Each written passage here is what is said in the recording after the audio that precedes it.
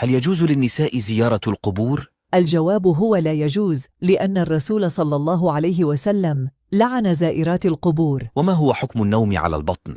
الجواب هو مكروه وغير صحي. هل يجوز قراءة القرآن من الهاتف بدون وضوء؟ الجواب هو نعم، يجوز لأنه ليس بمصحف. ومن هو الصحابي الذي لم يركع لله ركعة واحدة ودخل الجنة؟ الجواب هو الصحابي عمرو بن ثابت رضي الله عنه. قال الله تعالى: والسماء والطارق.